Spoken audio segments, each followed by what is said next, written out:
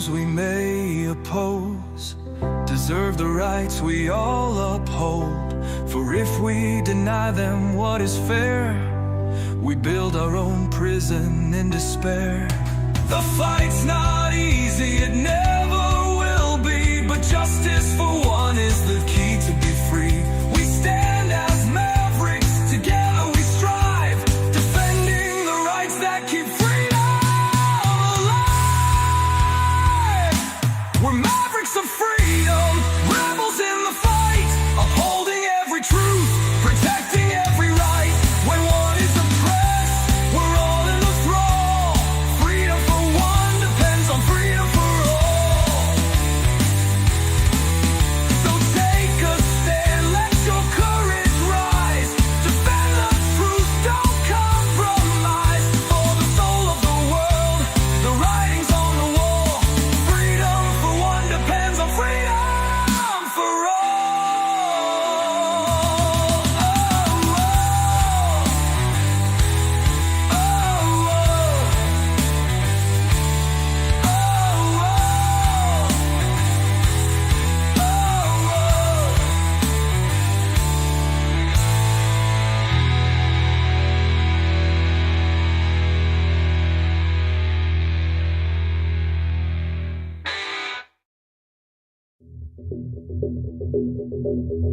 Greetings, Mavericks and new viewers.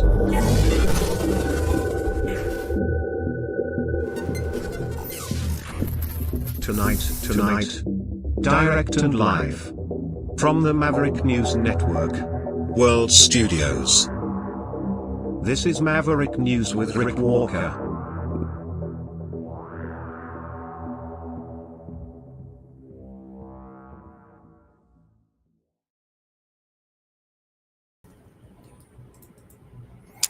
Welcome back, everyone. Great to have everybody here. An earth-shattering announcement regarding Canada, pending from who else? Donald Trump. I don't know what it's about. I'll show you what he said today, and then I'll go down the list of things that it could be. Also, Danielle Smith, Alberta Premier, playing a game today on, this time, the carbon tax issue, which I think is really a shot across the bow for the new prime minister and a way to sort of play a shell game with you. I'll explain. It's this whole carbon tax announcement she made today. What else? And then, of course, it's Trump, and then there's more Trump, and then there's more Trump, and even Trump figures into, oh yeah, all the other things we were talking about.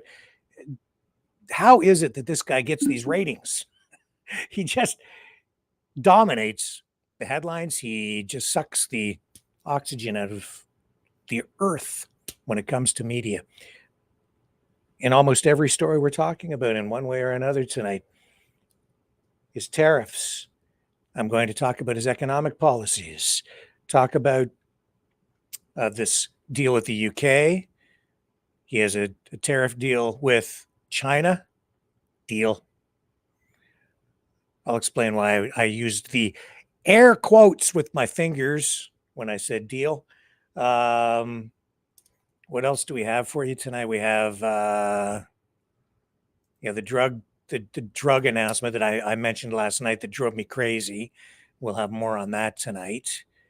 What else do we have? We have Keir Starmer. What a dramatic pivot from the UK Prime Minister. He's talking about immigration in a way that is shocking many people. I'd say he's pivoting in response to the public mood, the prevailing winds politically.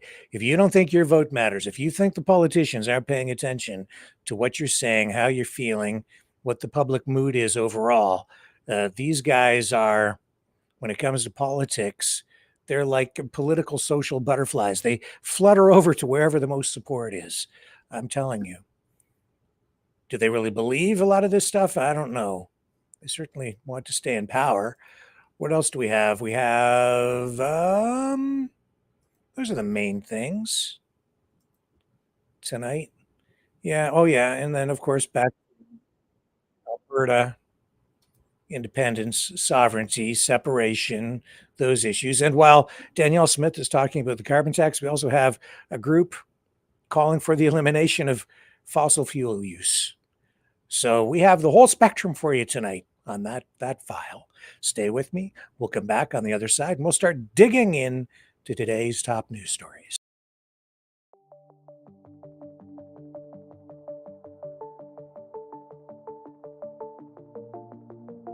Greetings, brave Mavericks. Our quest for truth continues. We go beyond fake news. Together we expose propaganda. Together we pull others out of rabbit holes. We are maverick thinkers. We are all unique individuals, defenders of individual rights and freedoms, credible, trusted, grounded in reality. Maverick News, Maverick News. Defending free speech, free speech. Donate at freedomreporters.com. Do it now. Tomorrow may be too late. Maverick News.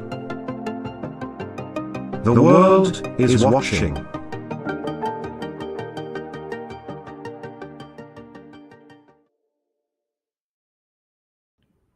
Yesterday, Trump posts on social media that his next post is going to be, well, I don't remember the exact phrasing, but, you know, monumental, the biggest announcement ever, the most important announcement he's ever made. It ended up being the post about pharmaceuticals, drugs, an executive order he has signed to reduce, he says, will reduce prescription costs on prescription drugs by as much as 50 to 90%. We'll talk about that, but the point I'm trying to get to here is that he is now teasing these posts before he actually posts them. Again, but today he's teasing us with an announcement in a news conference saying that there's something earth-shattering, some earth-shattering announcement coming regarding Canada. You know, I said before in our meeting with the new and very talented Prime Minister of Canada that we have some very big announcement to make. It's not about trade, it's about something else, but it's going to be a truly earth-shattering and positive development for this country and for the people of this country. And that'll take place sometime within the next few days.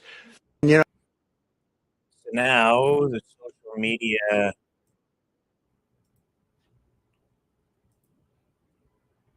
atmosphere is a buzz, right? Everybody's speculating, well, what could it be about?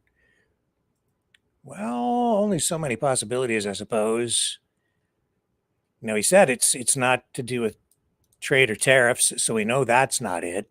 We know that he keeps talking about Canada as the 51st state, but I don't think that would be it, because you can't just make Canada the 51st state with the stroke of a pen.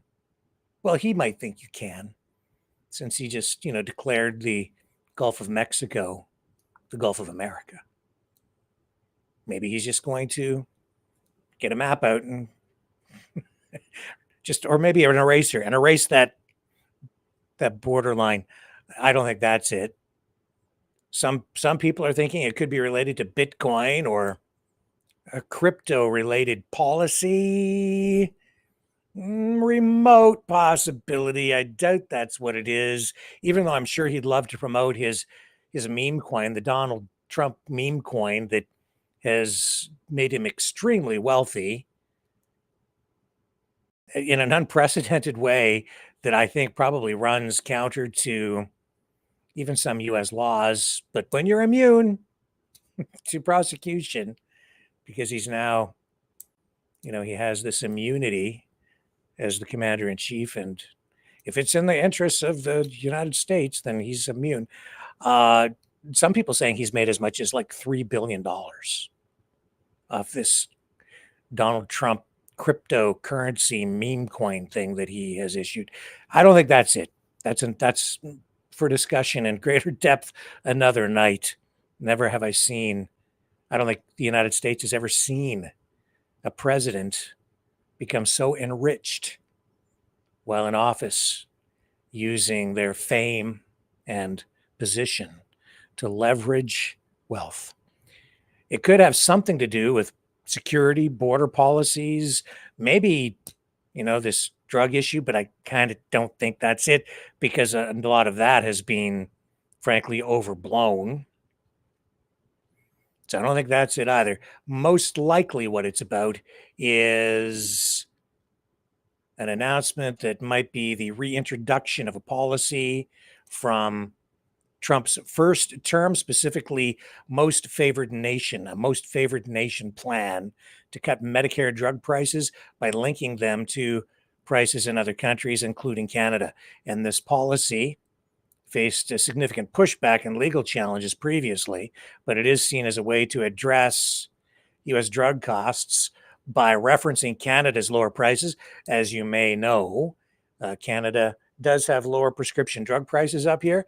And so we've even seen some instances where Canada has been selling prescription drugs into the United States at lower prices than U.S. consumers can purchase them for in their local market. So some people are saying, there are sources out there saying that Trump was planning to unveil this today, but it's, instead of getting the full announcement, we got this tease. And he wants to, I think, frame this as like a major achievement. So we will see.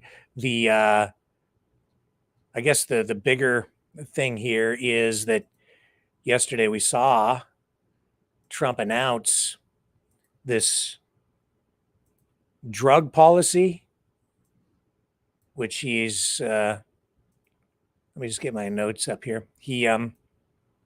I showed you the post yesterday, and he signed this executive order regarding drug prices. So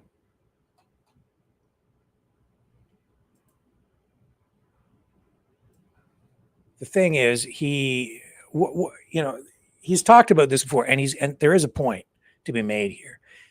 The consumers in the United States pay much higher drug costs than in many other countries around the world for the same medications. And that's because the market can bear higher prices. So Trump has signed this executive order aiming to tie U.S. drug prices to the lowest prices paid by other developed nations. This is that most favored nation pricing model. And I think he's probably going to try to tie something to the Canadian market. So he's given the drug companies a deadline to reduce prices in the U.S.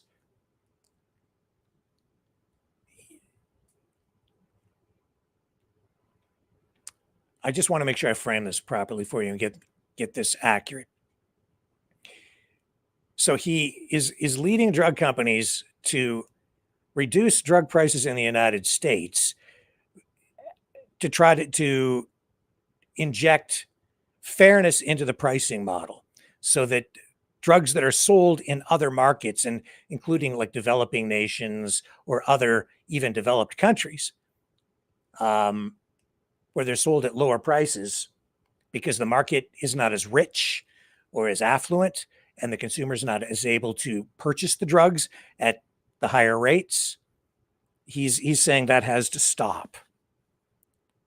And so this may seem like it's going to, he's saying you have to charge the same prices domestically as consumers in other countries are being charged. So that's where he's getting this idea that the price will be dropped or cut by as much as 50 to 90%. but it is very unlikely that that is what will happen. The reason being, what is more likely to happen is pharmaceutical companies often charge significantly lower prices in these other developed countries, Sweden, Japan, Canada, and others, due to government regulated pricing or single payer healthcare systems. And then they negotiate aggressively to get lower drug prices. And the drug companies do this because the markets are not set up to bear as high a cost. But what's going to happen is that instead of just cutting prices in the US, what's more likely to happen is the drug companies, just based on the way economics works, is they will probably end up raising prices in a lot of these other markets. They may reduce prices somewhat in the US, but the pharmaceutical companies won't want to give up their profits. And they certainly won't want to give up the money that they use to put back into research and development. So they'll raise prices in a lot of these other countries, and in markets where they would normally be losing money or not making a profit at all, they may actually stop offering those medications or drugs in those countries or markets altogether. This is why when you intervene in the market in the way that Trump is right here with an executive order, because in engaging in what is essentially price controls, government imposed price controls, you're going to probably have unintended consequences. The pharmaceutical companies, as much as people want to make them out to be evil, what is going on here in part is an attempt to sort of provide more balanced access around the world to all kinds of medications, including in countries where people might otherwise not be able to afford them. But it is true that US consumers are paying a higher price to essentially, I guess, subsidize what's going on in these other countries. There are other benefits that come from that, though, because and this is the unintended consequence, that may end up having much higher costs overall to not just people in those countries, but even in the United States and even people around the world. If you're not offering those medications in some of these other countries, you will have an increase in illness. You will have a wider spread of diseases. What they might be, I have no idea, but this is something that could end up happening. As a result of that, you may have outbreaks of different kinds of diseases that might not otherwise happen.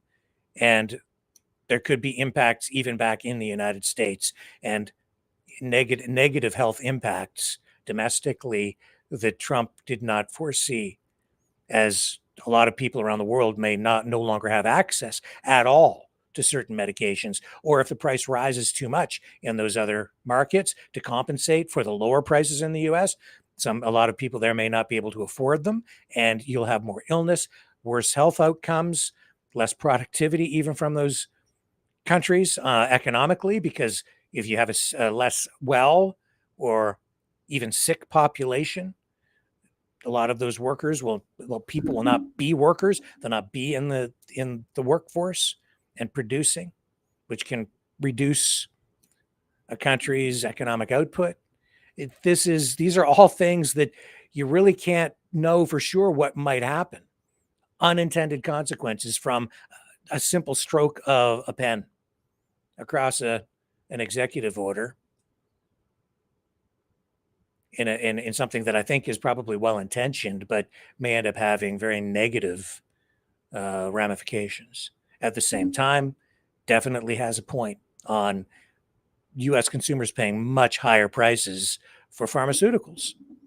But at the same time, if these pharmaceutical companies are not able to realize the same level of revenue because of this jumbled up policy that he has now enacted and given them this deadline, they also may stop investing in certain research and development. It could delay new drugs from coming to market, or you may not even get a lot of new drugs developed at all, which is one of the arguments that the pharmaceuticals have always thrown back and pushed back to the White House when discussions on this subject have come forward. So you can look at it in a variety of ways, but certainly from the standpoint of being a consumer, just up front paying for prescription drugs, yeah, who wants to pay way more in your home market where a lot of these drugs are developed?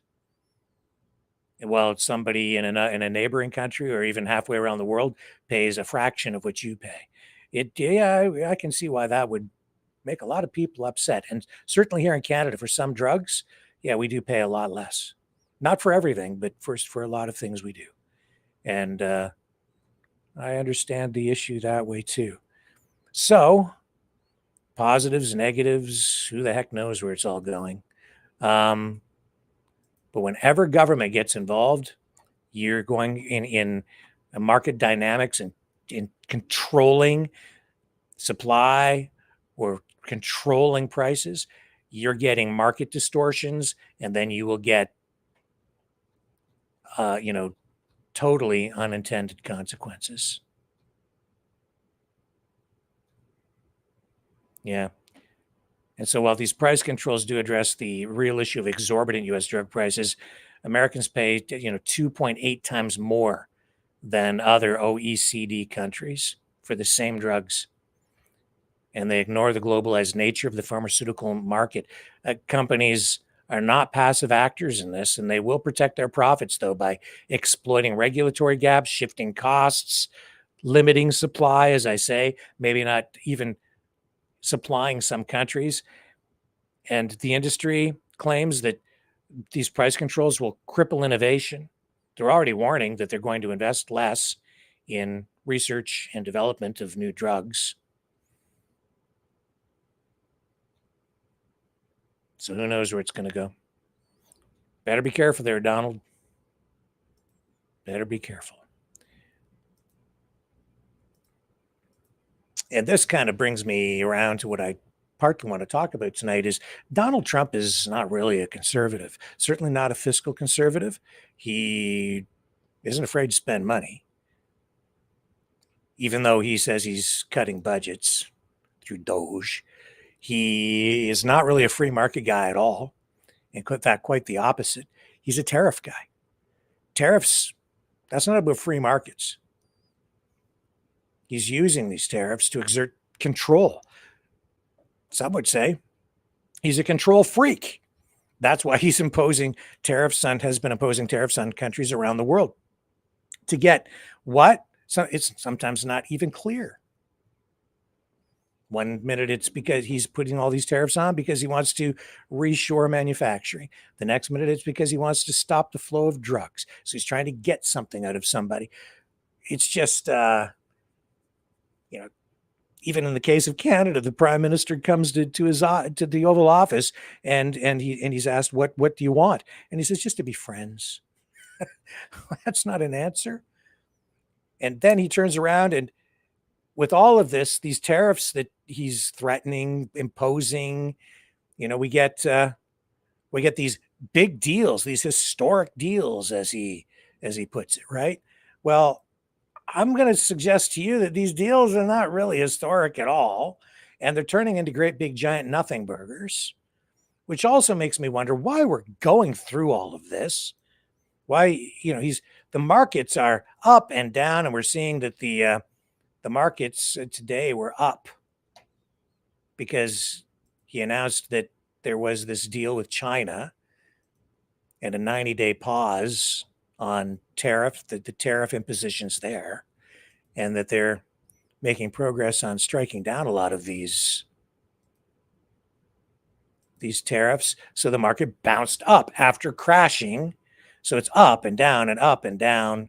And I have to wonder if Trump isn't playing some sort of a game here at times. I'm pretty sure that they are, where they're manipulating the markets, with some people getting filthy rich because they know when the announcements are coming and what the announcement is going to be. And every time he talks about the imposition of a tariff or sanctions, if you will, against a country, the markets crash. Then he turns around and, like today, oh, we have a deal with China. And then the problem that he creates is temporarily or maybe even permanently suspended or reduced. And then the markets bounce back up again. And if you know when he's going to say these things, you can make a lot of money. And a lot of people have. But as I say, a lot of this stuff is turning out to be a great big nothing. And here's why I say that. Here's the fact sheet on the historic UK trade deal, which I did talk about a little bit last night.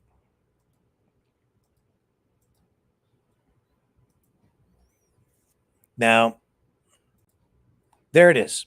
I've read this. You can too. And it won't take you that long because this whole historic trade deal is only about a page and a half long, if that. This is it. This is it. That's the trade deal. And this was done basically in an afternoon. And what is it really? It's not a deal. It's not a trade deal. Not really. This is a framework for an agreement to say that they're going to talk about trade and come up with a deal. That's all this is. It's not really even binding. It's not a complete formal trade deal. It leaves, in this case for the UK, tariffs of about 10% on, these are the reciprocal tariffs. They'll remain in place on many, many exports to the United States from Britain. It's a framework that does carve out some exemptions for tariffs immediately, specifically on things like steel and automobiles. And I'll tell you this, the other odd thing about this is, as much as he's talking about striking these deals to benefit the working class and bring jobs back to America, the carve out here is for automobiles from the UK. And if you think about it, what automobiles do they make in the United Kingdom that are exported to the United States? And there's a cap there, I believe, of 100,000 automobiles. So they can import up to 100,000 automobiles, which is about all that they're going to export to the United States anyway. Why? Because these are high-end cars. We're talking about Jaguars. We're talking about Land Rovers. We're talking about Aston Martin. We're talking like really expensive cars. Rolls-Royce, Bentley. That's what's manufactured in the UK. That's what they make over there. They're not making, your average bread and butter, run-of-the-mill hatchback that is sold into America. So what he's really done here is he's carved out an exemption, a tax exemption, a tariff exemption on cars for his rich friends in the United States, while telling you that he's working for you and bringing back jobs. Also, these are labor-intensive automobile jobs that they have over there in the UK, because these are largely high-end, niche, prestige automobiles with handcrafted components, a lot of them. Handcrafted wood, inlays. You have leather seats that I think are, often handcrafted. You have handcrafted artisans working in the Rolls-Royce facility. This is not mass production assembly line Chevys. We're talking about the highest of the high-end cars. Much of them, in many cases, many components assembled and created by hand, craftsmen. And if he's really talking about bringing jobs back, not automated jobs or automated production, but those would be great jobs to have in the United States. But no, he just got rid of the tariffs on those jobs. So I wonder where his headspace is at. I'm sure that the people hanging out at Mar-a-Lago will be most appreciative. when they pull up in their Astons and their Jags. Yeah, I wouldn't recommend you buy one of those things, by the way, if you want something for longevity. They won't hold their value in the end, because when you need to repair them later, you can buy them actually pretty cheap, used. You just can't afford to fix them. Not a good investment. A lot of depreciation. But hey, now that there's no tariffs on them anymore, much more affordable up front.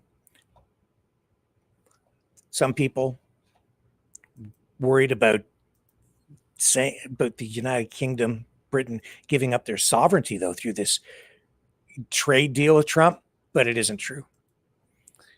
I'll show you. There are these posts coming up right here. Oops, there it is. The UK just gave up its sovereignty to the US. The EU is in panic mode, and China is on alert. The deal between the UK and US has left people in shock. And what Trump slipped in at the last minute has huge implications. No, not true. I've read the deal. A lot of this stuff not binding. Yes, there are security issues that are raised here, but Britain, if you read the deal, which I just showed you, you can go to the White House website and you can find that document. It outlines what's in the deal. And if you read it, no, the UK still retains its sovereignty. It can decide whoever it wants to trade with. They're saying that the reason they're giving up their sovereignty is because the deal restricts or gives the US veto power over trade deals that the UK might make with China. And it is not true.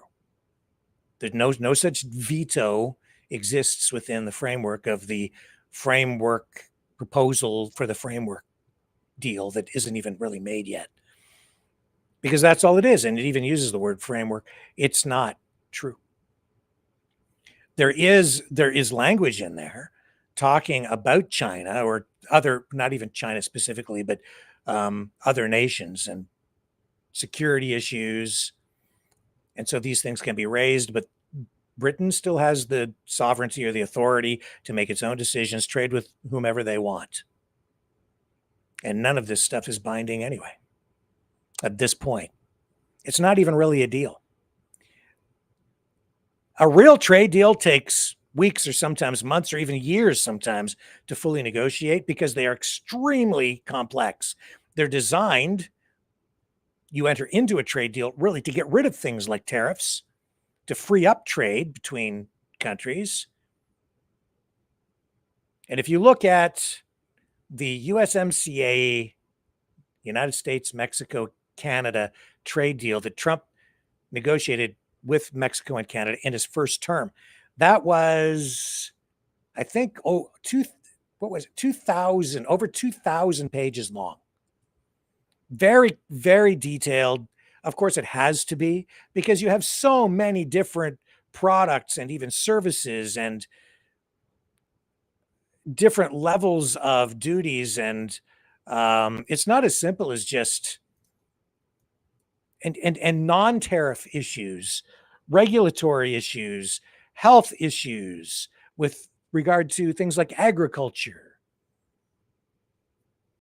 Things that I couldn't even think of here. You'd have to see it in writing to realize that something might even be a trade issue. But all the different components of different markets dealing with all of these different levels of taxation from one jurisdiction to another.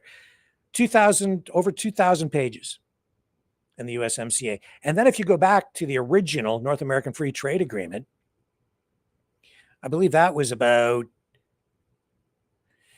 1,800 pages long. And I remember when that deal was made, a lot of people were sitting around saying, well, everything will be duty free. No, it doesn't end up being that way. You come back across the border, there were still taxes, duties applied to a variety of products at different levels, both ways across the border. It's not just zero. And that's why these things are complex and they take so much time. But that is not what you have here with that is a page and a half long.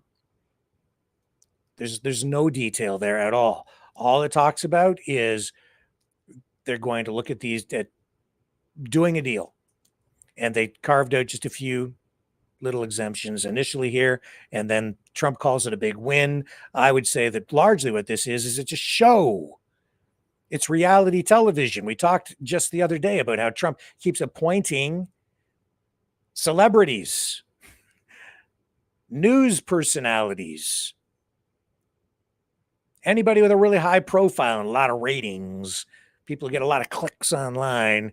You too can have a position in the Trump administration if you have a big online social media following. And this is about optics. It's about him looking like he got something, that he won something. So too is the case with this deal with China now. Also, again, it's not really a full deal. And it's just, that's why they need the 90-day pause. But he comes out and he says, we have a deal and we're rolling back the tariffs. And yeah, it does ease concerns because it looks now they're at least on the right track to eliminating at least some of the problems that Trump created by talking about or imposing these tariffs to begin with. So it's all being rolled back. Then now he can say we have a win and the stock market goes back up. But what these tariffs do is it also again illustrates why Trump is not a conservative. He's not a free market conservative at all. He's a control freak. That's what the tariffs do. They give him control over almost every aspect of the economy and even the world economy. He's just said the other day that he, is running the world. I think he really means it. And he thinks, and he is, because of these tariffs that he's imposed. Everybody wants to come to me to make a deal. That's what the tariffs do. They put the power in his hands. And if you want to carve out or an exemption for your industry, you have to go see the Donald, because there's no free market anymore. This benefits his oligarch friends. If you're a rich person and you have a company, you want an exemption on this so you don't get penalized, you go see the Donald. If you're the leader of another country and you want don't want your economy to tank because you want access to the US market, you have to go see the Donald.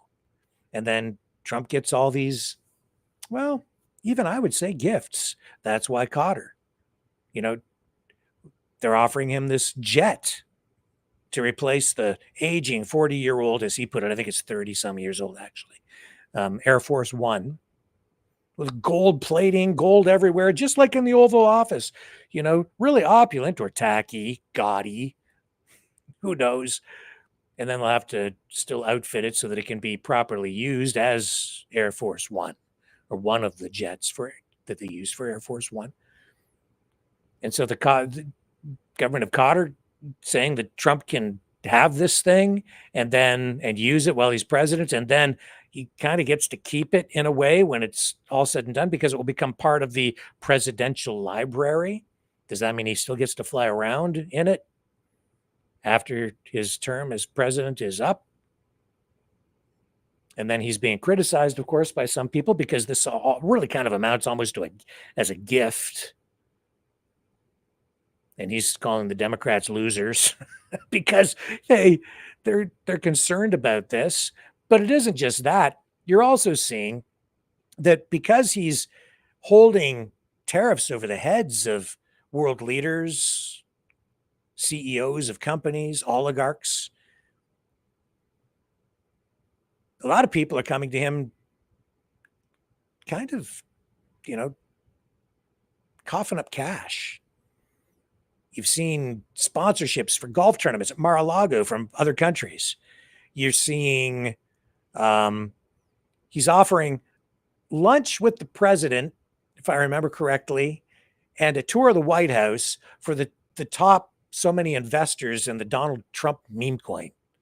And that's big money because he's profiting to the tune of billions of dollars personally from this.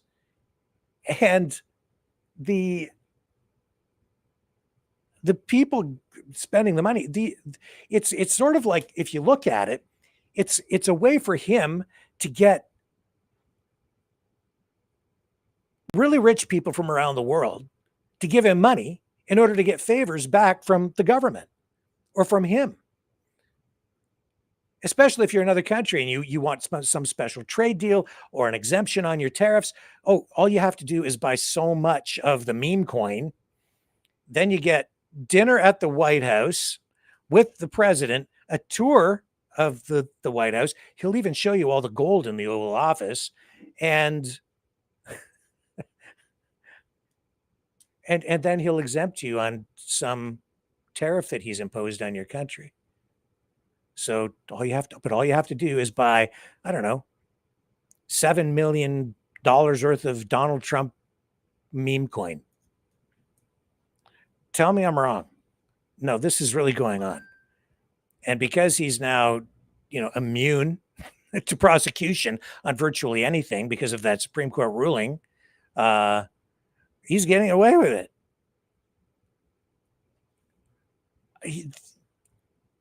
I don't think after all of this, there's much of an argument to be made for people who think or would say or suggest that Donald Trump is out there looking out for the little guy or even the middle class. I think he's looking out for himself from what I'm seeing so far. And this is me editorializing, but this is unprecedented. He personally is making money. And I frankly, I didn't see it. I wasn't buying these accusations in his first term. I thought they were overblown, exaggerated, but this is like right up in your face. And this time around, he's thinking way bigger, way, way, way bigger. And as a result of all this, well, he's getting richer. We see that a lot of social programs, a lot of government programs, a lot of things that benefit the middle class are being cut. And that's just truth. So I'm not, not that I'm a big socialist. I'm not. I believe in free markets, but I also believe in fairness and balance. And this is not about free markets. This is absolutely the opposite. Again, I think it's time for people to really wake up.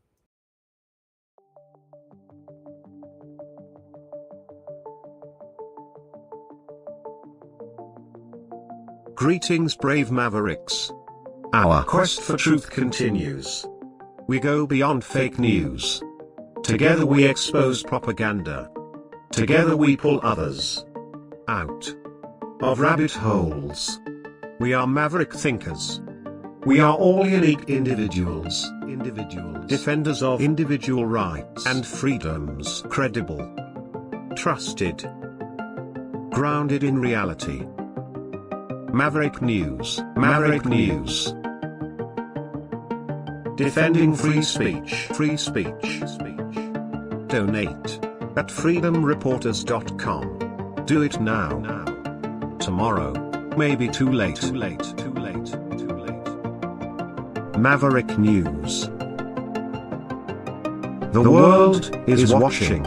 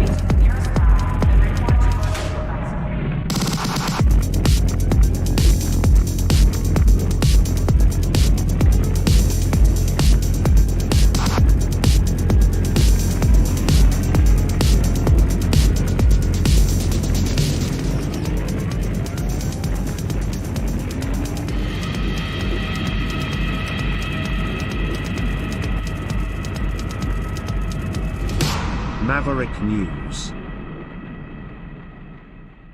The world is watching.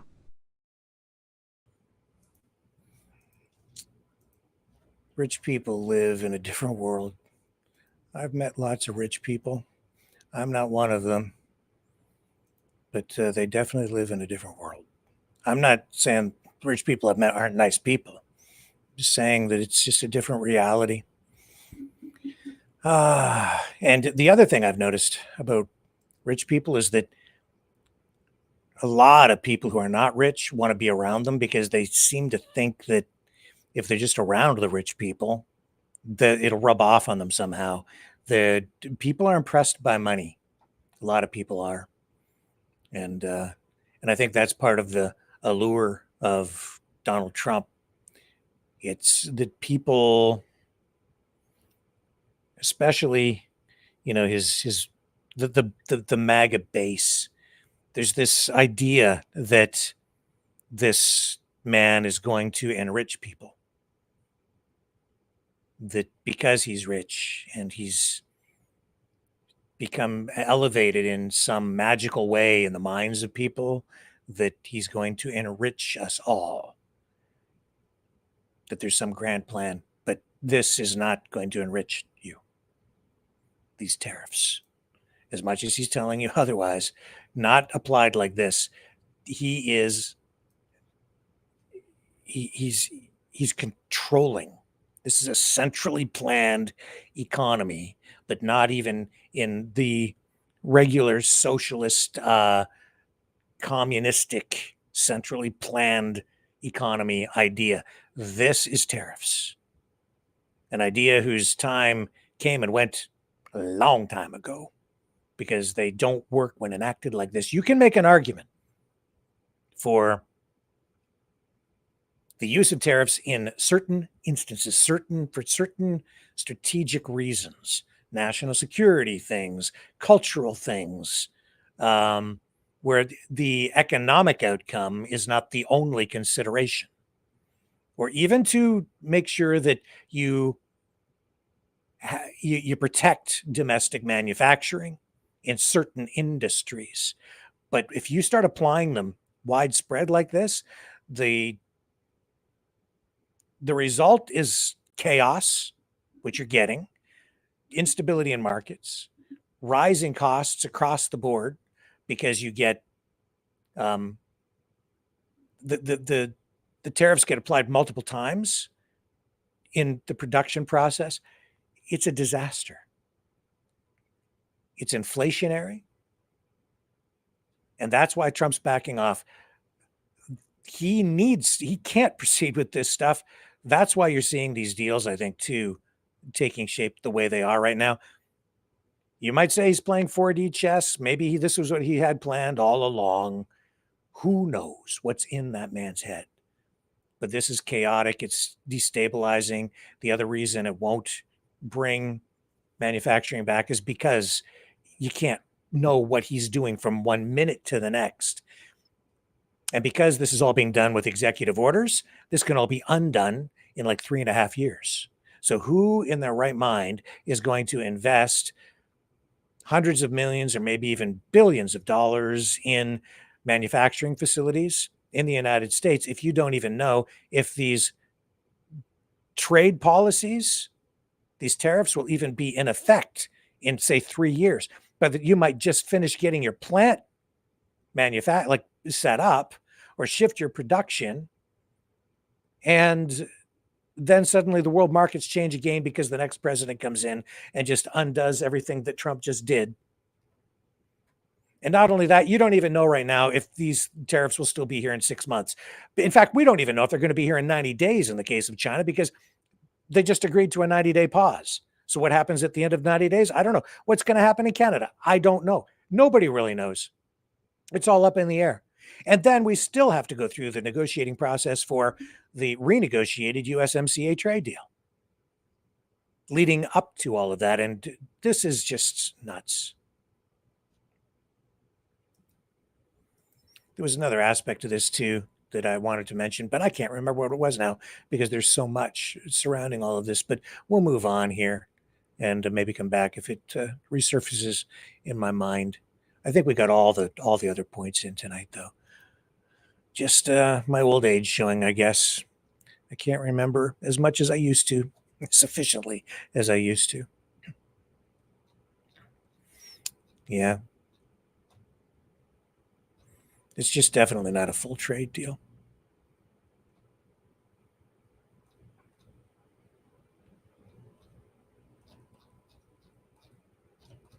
Just reviewing stuff here to make sure, see if I haven't missed anything.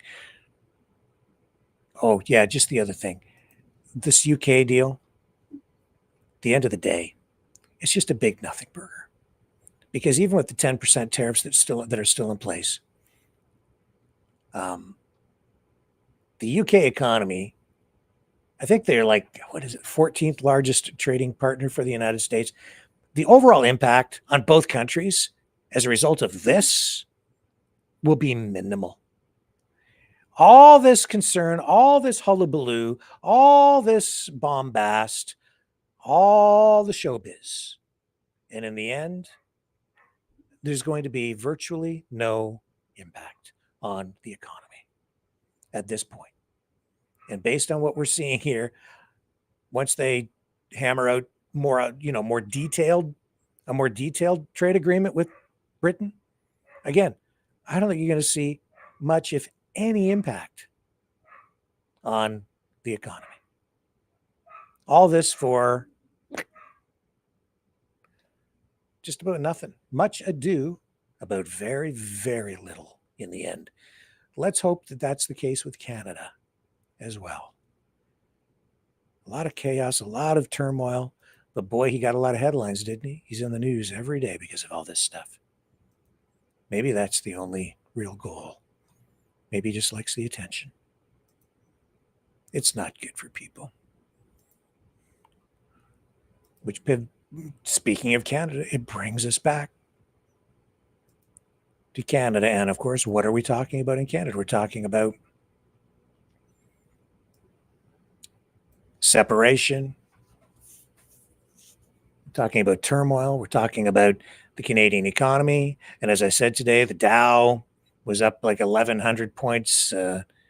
S&P 500 up 3% today because of this announcement that they have this sort of almost like a deal, whatever thing, just they're working through the problems with China.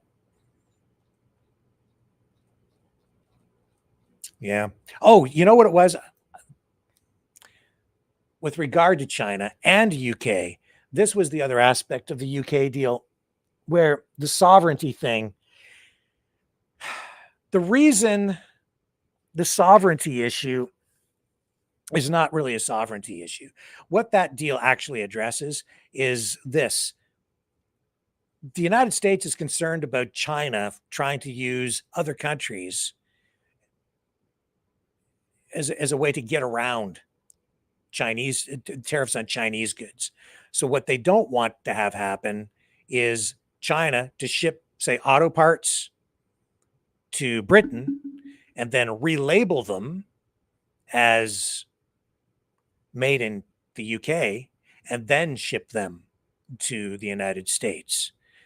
So it's those sorts of things that are kind of addressed in that abbreviated framework to agree to work toward deals. And that's really what the Chinese restrictions are about. And it's not even restrictions or veto power. It's just that the United States in this agreement gets to raise these concerns. And Britain shares these concerns with the United States anyway. And so they're going to work together with the United States regardless on that front. And there may be some other areas of interest or industries of concern where China and Chinese influence will come to bear for national security reasons and even for reasons of economics. For instance, communications, Huawei, Chinese integration possibly into cell phone systems, as we've seen in Canada and North America where that stuff is being blocked. But even there, Britain has already enacted policies to prevent possible security breaches from China within those industries.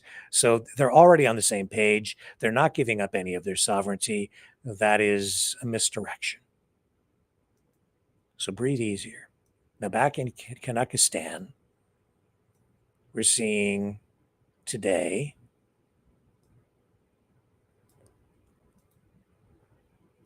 more talk about Alberta independence, blah, blah, blah. And geez, these guys, they just don't quit. The Alberta Prosperity Project unveiling the language that they want to see on a referendum to separate. Here, I'll show you the video. Here's what happened at their little news conference. That is the question that will be on the ballot for the Alberta referendum. It states quite simply, do you agree that the province of Alberta shall become a sovereign country and cease to be a province of Canada, yes or no? That is the question. So that's what they want to push through, and I would suggest to you that the Premier of Alberta has made that much more likely to happen. A citizens-led, initiated referendum, because all they need to do now is get 177,000 names on signatures on a petition, and then she says they can have their referendum. And then, but even if they get that, there's still a long road to separation, a long process, unless somebody intervenes, maybe like another country. And God forbid that should happen, because who knows where that might lead. And I would suggest that there are people meddling in affairs, sticking their nose in from other places where they ought not be sticking it in. We've got no business. I would say it's even, frankly, illegal. But a lot of people won't see it that way because they don't respect the law when it comes to things like this. They'll say, well, no, we voted for it, therefore it just has to happen. But there's a much longer process. I'll tell you this, too. There is no way for a U.S. state to leave the Union. If these people were acting like this in the United States, if you join the United States, there's no coming back if you have buyer's remorse. None. Zip nada. The U.S. Constitution does not have provisions for any state to leave. And if you say, we changed our minds. No, you're not. You're not coming back to Canada.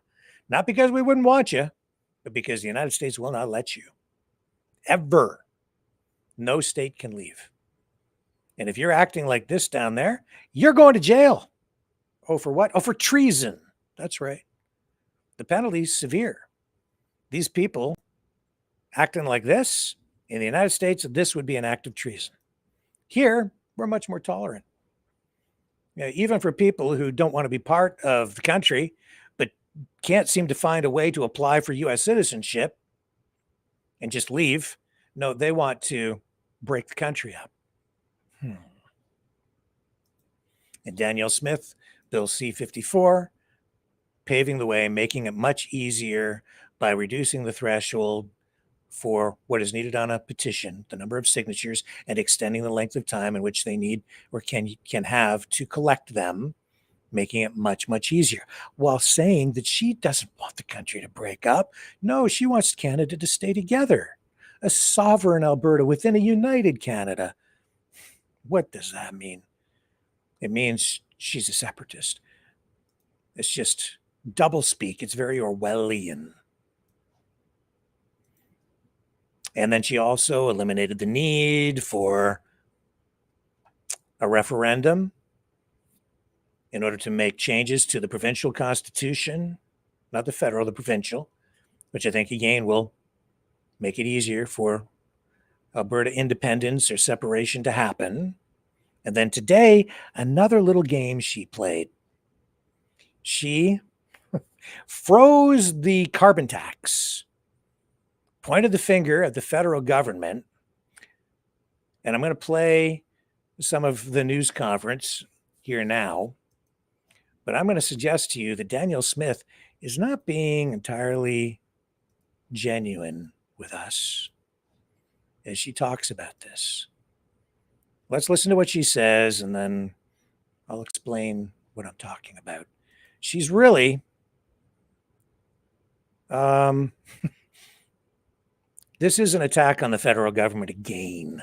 Is Rebecca Schultz to talk about an important step Alberta's taking to protect our province's economy and help our businesses stay competitive.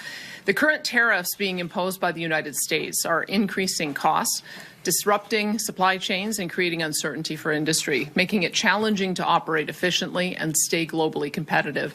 Our government is committed to supporting Alberta businesses and industry and doing everything we can to ensure they remain competitive across global markets. And we will continue to take action to make Alberta one of the most business-friendly jurisdictions in North America by removing burdensome red tape, eliminating unnecessary regulations, and keeping taxes low. Our industry, from energy to agriculture, not only empower our economy, but the wealth that they generate allows us to provide Albertans with the essential services they rely on, from healthcare to education. That's why it's so important that we listen to industry concerns and help develop a business environment where they can thrive. And what we have heard from industry is that any further increases to the industrial carbon tax past $100 per ton would be detrimental to their businesses and would diminish their competitiveness in the market. That's why today we're announcing that effective immediately, Alberta is freezing the industrial carbon tax under Alberta's Technology and Innovation Emissions Reduction System, or TIER, at $95 per ton of emissions. This price was set to increase to $110 per ton next year and continue increasing to $170 per ton by 2030. Now, let me be clear, Alberta remains committed to reducing emissions through the development. Okay, we're going to stop there for a moment. I'm going to look in the chat, and I'm just going to ask, who's to blame for the carbon tax in Alberta? Whose fault is it? And where does this carbon tax money go? Does anybody know? I'm just looking in the chat. I'll have to give it a moment. There's a little bit of a delay here. So I'm just curious what your perception is on this. So here's Danielle Smith saying she's freezing the carbon tax. Who's responsible for the carbon tax, and where does the revenue for the carbon tax go in Alberta? Any takers? Do I see anybody in here at all? Hello. Okay. Razzie and Dragons is the Liberal, I think, but not sure what YouTube goes. Rachel Notley. Lindy says Rachel Notley is responsible for the carbon tax. Anybody? Trump says Belovely. These are all good guesses, actually. Shannon Phillips. Anybody else? Anybody want to take a stab at this? Money printing says Jubilee. No, that's not the answer. No, who's responsible for the carbon tax? I'm not sure that Scott Moe really wants to leave Canada raising wolves. We'll see where that goes in Saskatchewan. Anybody? Is Mark Carney, are the Liberals responsible for the carbon tax? Is that the way it is? Tinker says the Liberals. Yeah, see, here's the thing. You know where the money goes? Where's the money go from the carbon tax? Alberta. Alberta gets all the money from the carbon tax. All of it. Every penny. So what's she doing here? Well, it's a little bit complicated. And this is her playing politics and not really being entirely genuine with you, the people. Because it's not just what she's saying, it's what she's not saying that is the politics being played here. Let's run a little bit more and I'll explain further. But you have to remember that all the money from the carbon tax in Alberta goes to Alberta. An implementation of new technologies, not unrealistically high taxes, while responsibly powering the world for decades to come. Alberta's industrial carbon tax system, TIER, has been in place since 2007. Our approach has reduced emissions in intensity by over 22% and reduced overall emissions by an estimated 7.2%, while production increased by 90%. We have a reasonable system in place that's working, but any additional increases past $100 per ton will wipe out any of the benefits we've seen. That means fewer jobs for Albertans, less revenue to invest in our public services, and decreased innovation across our industries. But instead of... So what she's referring to here is the federal government has guidelines. All the provinces have to fall into these same guidelines. And their program does call for increases in the carbon tax over time, the corporate carbon tax. But the revenue for all of it goes in from anything collected in Alberta goes to Alberta. They are administering this carbon tax through a provincial program. And as long as they're within the framework and guidelines of what the whole country follows, then everything is fine. But what she's doing here right now is she is unilaterally deciding that even though this is an area that is federal jurisdiction, she's saying, nope, we're not going to apply the federally regulated tax increase, which is due to increase over time over a number of years. No, we're going to cap it right here. We're not going to collect it. Because she's the one collecting the taxes. She's the one keeping all the money. It's her carbon tax. The federal government is just saying, you have to collect it, but you have to be at certain levels because we have a variety of different goals. But she's not telling you that, is she? No, the way she's laying this out, she's omitting those details so that in your mind, because it's all carbon tax Carney, the Liberals are to blame for the carbon tax. She's not telling you that she gets all the money, that she's the one collecting it. So what she's doing here is she's throwing it back at the Liberal government. And she's saying, okay, Mark Carney, see, if they're not in compliance, you know what happens? Then a federal program supersedes it, kicks in, and overrides it. And then the carbon tax increase becomes something that is administered by the federal government. They would collect the tax. But here's the thing. The money still goes back to Alberta. She still collects the revenue for the provincial government. Even if it gets up to, I think it is eventually getting up to $110 per ton. But the province still gets the money, not the federal government, under this particular program.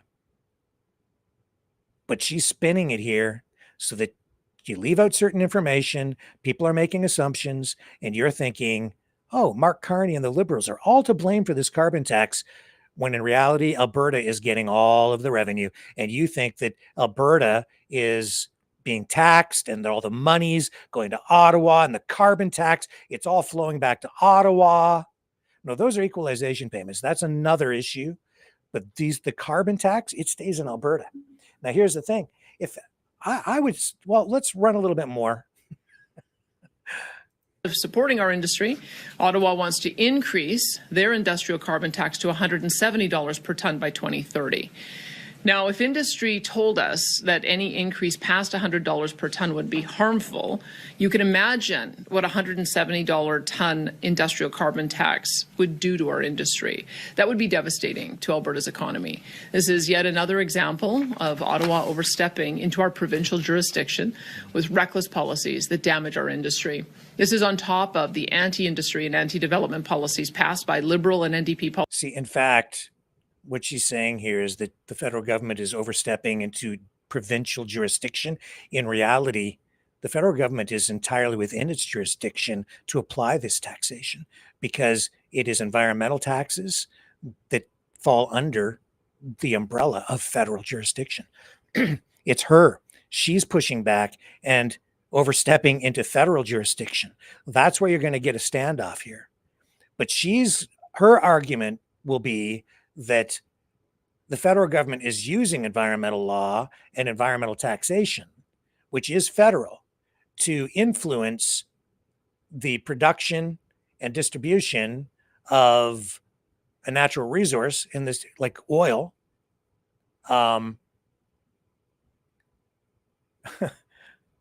which is provincially, which falls within provincial jurisdiction. So there's overlap here. The reality is they both have a degree of jurisdiction.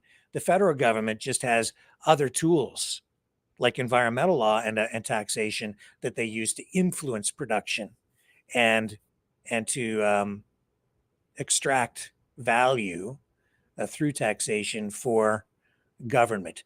But in this case, the money actually goes to Alberta. She's just not telling you that. Politicians in Ottawa to cap production, landlock Alberta's resources, destroy our reliable and affordable electricity grid, and ultimately to put Albertans out of work and ruin our economy.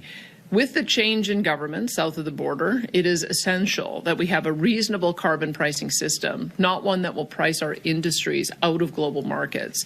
By freezing Alberta's industrial carbon price, we are acting in the best interest of all Albertans. We are providing certainty, stability, and economic relief to the businesses that contribute so much to all of Canada. And we are supporting the energy producers whose expertise and innovation are quite literally shaping the world's energy future. But this freeze doesn't just benefit our energy industry.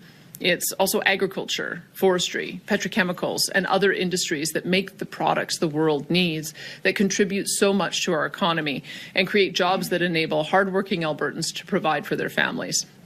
We will stand up. And she can make these arguments, and you can argue that the carbon tax might be too high or that you want changes to these things. I totally get it.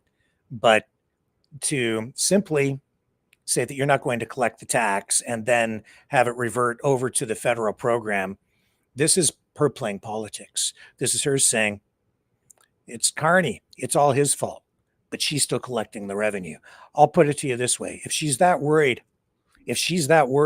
about unfair carbon pricing or carbon taxation on these industries, she could do this. The revenue flows back to Alberta anyway, right?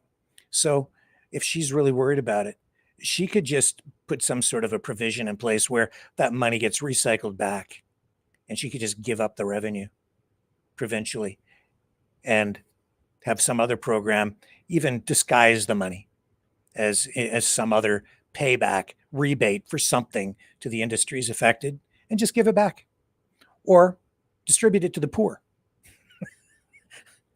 Think she'll do that? You think she'll just give up the money? Because it's not going into Carney's Bermuda bank account. It's not going into the federal coffers. It's not going into the federal government's bank account.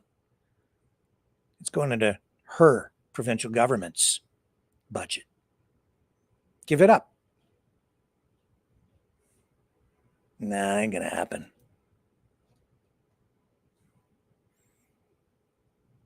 I don't know what else to tell you. It's a story to watch, folks. If Ottawa deems this tier non-compliant, we could see this federal program kick in as early as next year. And that could raise costs, no question about it, for Alberta's big polluters. And it's not a direct tax on oil, by the way. This is on emissions. And so this still, though, could hurt the oil and gas industry, especially if rebates don't offset the hit. But if Smith's government gets the revenue, they could fund major projects or cushion the blow, as I said. But will they do it? She's not talking about that today. What this is this is her playing politics, so she can point the finger at Carney, and she can wash her hands of it and say, nope, we're not collecting the tax. You're going to have to use your federal program instead, which kicks in, takes effect, and supersedes what we're doing. And then she can blame the whole thing on the federal government, which is not really giving people the full context. Yeah, the federal government's dictating it because they have goals, right? Objectives. But her government is the one collecting the revenue. So we'll see. What a game. What a game. Nasty, nasty blood sport politics. Wow. And she's pretty darn good at it.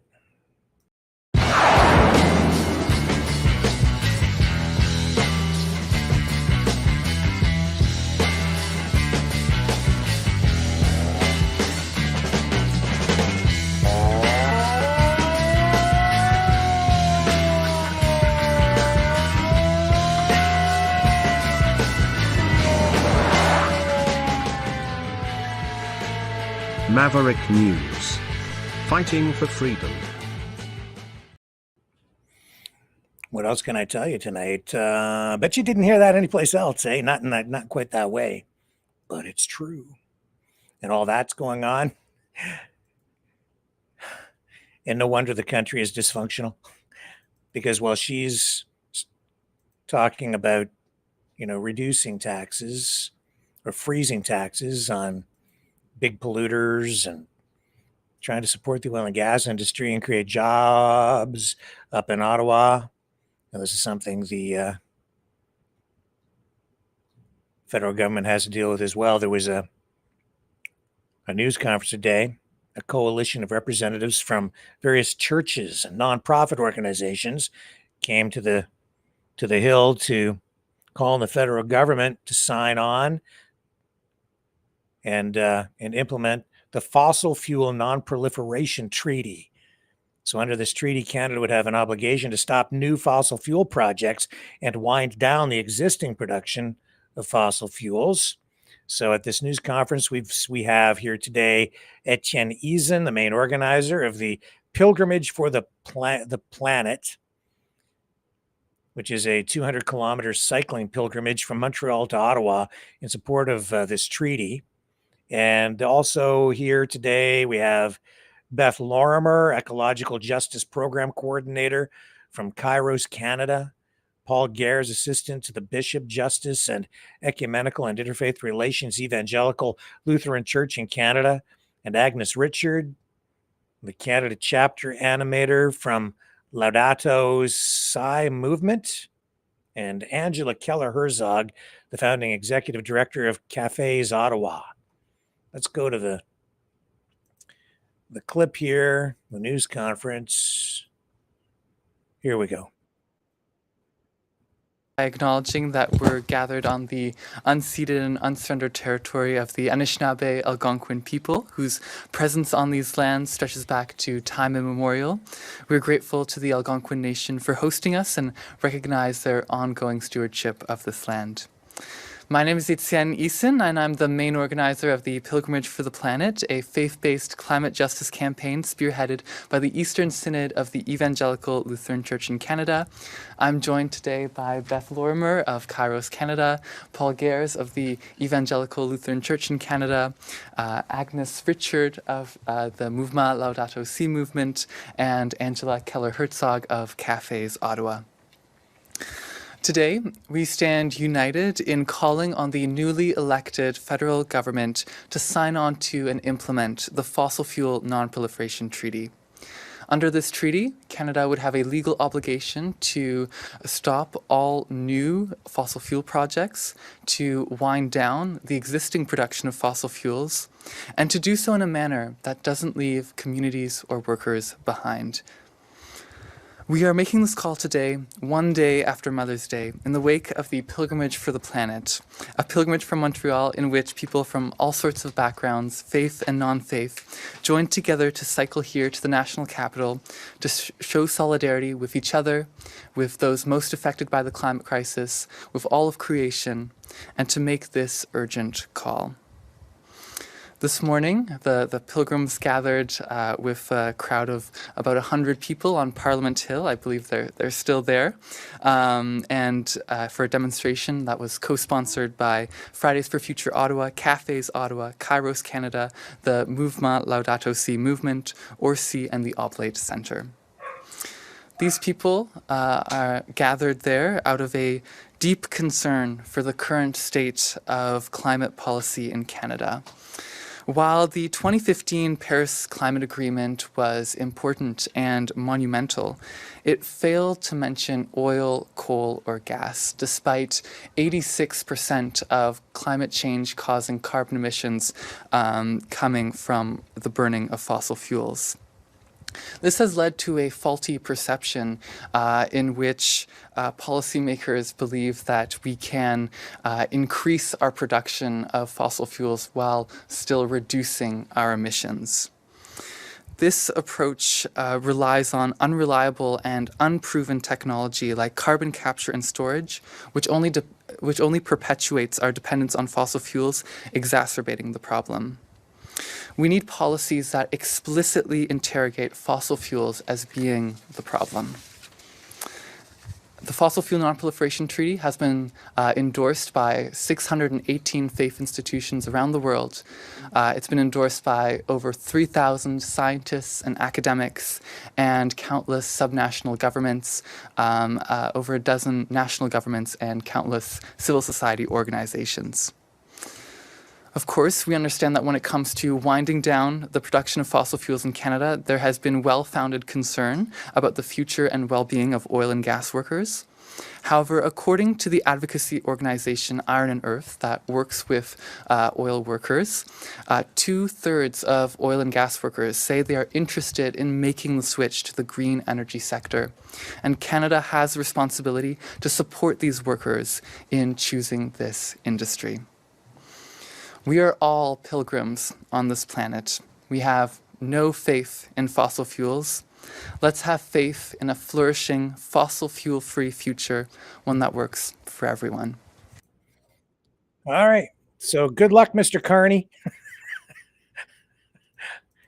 How are you going to keep that guy happy, and Danielle Smith, and Scott Moe, and Raising Wolves? Not an easy job, is it? No. Stay with me. You know, someone very profoundly once said many years ago that if fascism ever comes to America, it'll come in the name of liberalism.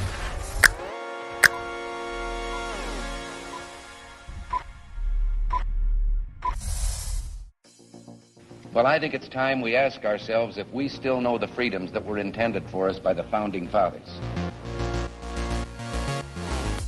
If we lose freedom here, there's no place to escape to. This is the last stand on Earth. The entire world is watching. Every dictator, every crazy dictator in the world is watching.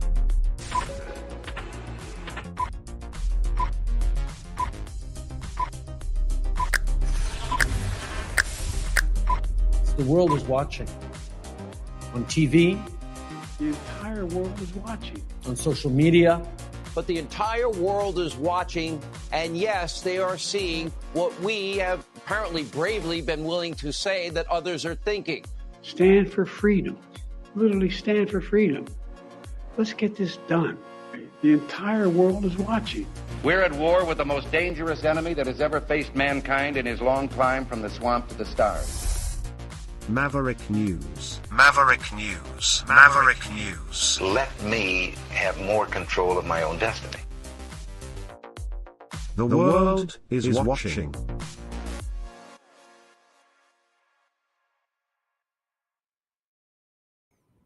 All right. And if you think that I'm like alone in being concerned about this deal with Cotter and this airplane, I'm not alone.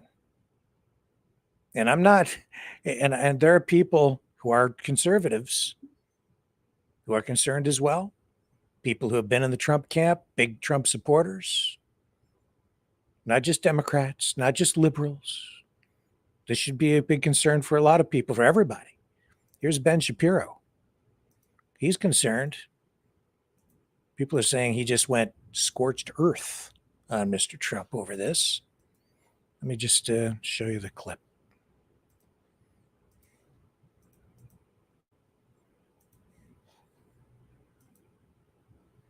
And take it away, Ben Shapiro. The Trump administration is now preparing to accept a super luxury Boeing 747-8 jumbo jet from the royal family of Qatar. It is a $400 million gift available for use by President Trump as new Air Force One until shortly before he leaves office, at which time, according to the deal, the plane doesn't stay with the United States government. It then moves to the Trump Presidential Library Foundation, taking sacks of goodies from people who support Hamas, the Muslim Brotherhood, Al Jazeera, all the rest. That's not America first. Like, please define America first in a way that says you should take sacks of cash from the Qatari royals who are behind Al Jazeera. It just isn't America first in any conceivable way. So back to the original question. Is this good for President Trump? Is it good for his agenda? Is it good for draining the swamp and getting things done? The answer is no, it isn't. It isn't. If you want President Trump to succeed, this kind of skeezy stuff needs to stop. The Trump administration is... But Ben, he really, really wants it. It's got gold trim and everything. It's a real issue.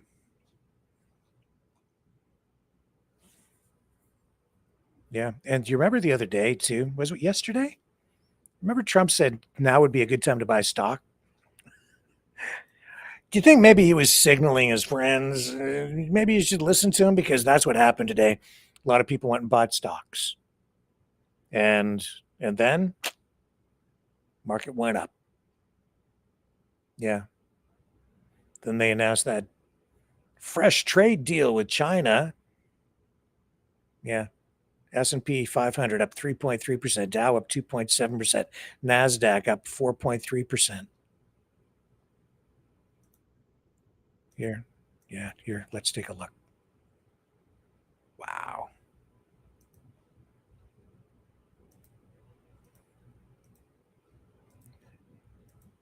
A little bit of market manipulation going on, maybe, Donald. Who got rich today? Here we go. Against the closing bell, we just blasted through the earlier ceiling of the Dow high. We are now up 1,167 points. The Dow has officially exited correction. The NASDAQ officially entering a new bull market. That's going to do it for us. Kudlow is next. Okay. And just wait for the next crash. It's coming. What came today from UK Prime Minister Keir Starmer, this surprised a lot of people. He is calling for the UK to take back its borders. He says the UK is becoming an island of strangers. And he says immigrants should learn how to speak English. Well, there's a shift in rhetoric, I would say. Let's take a look at the clip. We'll comment a little bit on this. He's facing a variety of accusations tonight. Backlash over these comments that he's making right here. Let me put it this way. Nations depend on rules, fair rules. Sometimes they're written down, often they're not.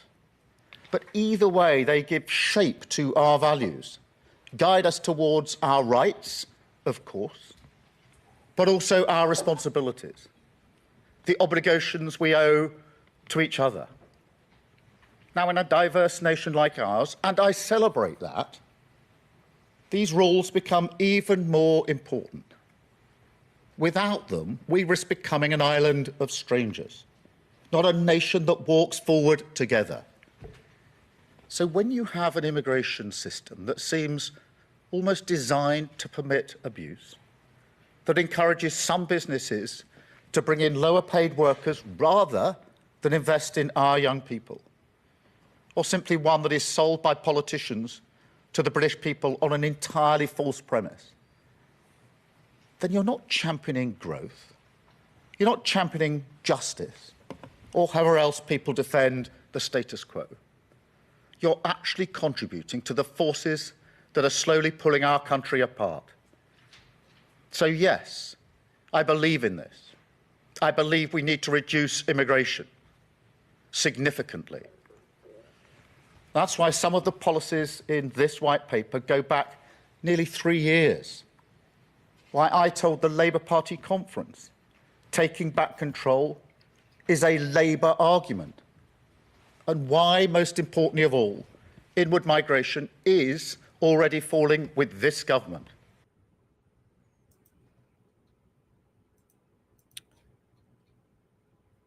So yeah, he's saying that he wants to reduce immigration. He's defending his plan now to curb net immigration because he's getting a lot of angry backlash from members of parliament, businesses, industry in the UK. His rhetoric is being likened by some to the language of Enoch Powell. And he's being accused of pandering to the populist right with these phrases of, take back control of our borders and end a squalid chapter. And people are comparing this speech today to Powell's notorious Rivers of Blood speech, in which he imagined a future multicultural Britain where the white population, in his words, found themselves made strangers in their own country. Some similar words from Starmer today. Who was Enoch Powell? Well, he was a British politician, scholar, and soldier, best known for his controversial role in UK politics during the mid-20th century. Now we're into the 21st. Member of the Conservative Party, served as a member of Parliament from 1950 to 1987. Held positions like Minister of Health. Powell was a polarizing figure because of that 1968 Rivers of Blood speech, where he criticized mass immigration, particularly from Commonwealth countries, warning of racial and social conflict. And of course, we're seeing conflict. The speech was deemed inflammatory at the time and led to his dismissal from the shadow cabinet and made him a pariah in mainstream politics. But it did resonate with some segments of the public. He was a classical scholar, a linguist. Powell was also a professor of Greek before entering politics and served in World War II, rising to brigadier. In his later years, we saw him shift to the Ulster Unionist Party, opposing Irish nationalism. His legacy remains contentious, and he's admired by some for his intellect and conviction, but he's reviled by others for stoking racial tensions. And his name still surfaces in debates about immigration and national identity, as we have seen today with these comments from Mr. Starmer. And I don't think there's any question that Keir Starmer is absolutely responding to a shift in public attitudes, tone. He's listening. He's reading the room, if you will, the political room in the UK, and he's seeing the shift, and this is pretty major. So this coming from Starmer, surprising to many. And it's far from over. So that issue is still front and center, not just in the UK, but in the United States and Canada. Comes up here on a regular basis, the immigration issue. And that kind of gets us to a point in the evening where I think we're going to wrap up. I appreciate you guys hanging out here tonight. Again, just a little bit shorter program this evening. But I think we've covered most of the, we've covered all the top news stories of the day today. All the news that's fit to print or talk about. Love you guys. See you back here, 7 p.m. Eastern tomorrow. On the flip side, here's Maverick and the News Brothers. Take it away. Catch you on the flip side.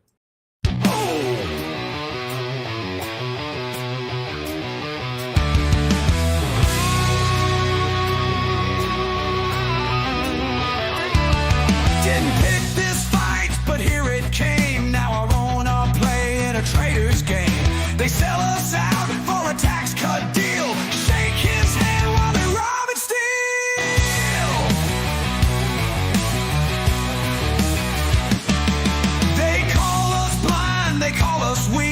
but they're the ones on their knees to the thief.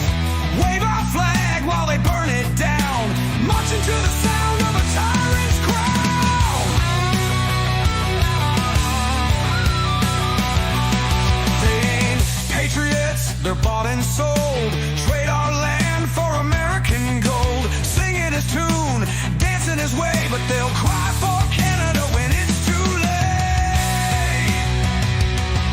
Yeah. Trump traitors, selling us out, burning our home for a tax break now. They stand with the wolves, spit on the brave, but they'll beg for Canada when it's in its grave.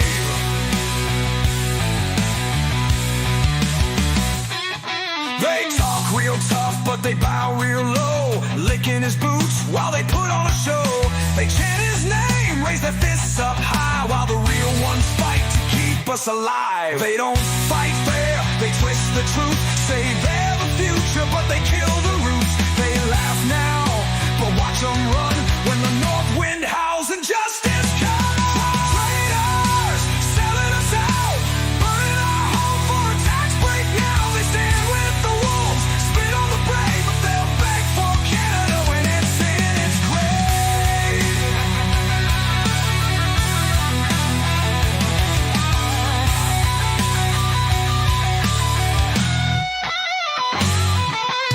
One day soon the tide will turn, and traitors pay when the fires burn. No statues raised, no banners flown, just names in dust where the traitors roam. Traitors, selling us out, burning our home for a tax break now. They stand with the wolves, spit on the brave, but they'll beg for Canada when it's in its grave.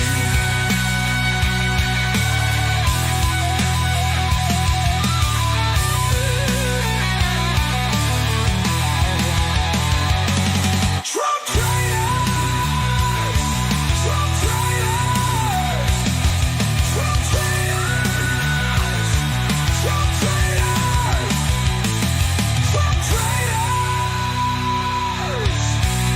Shame.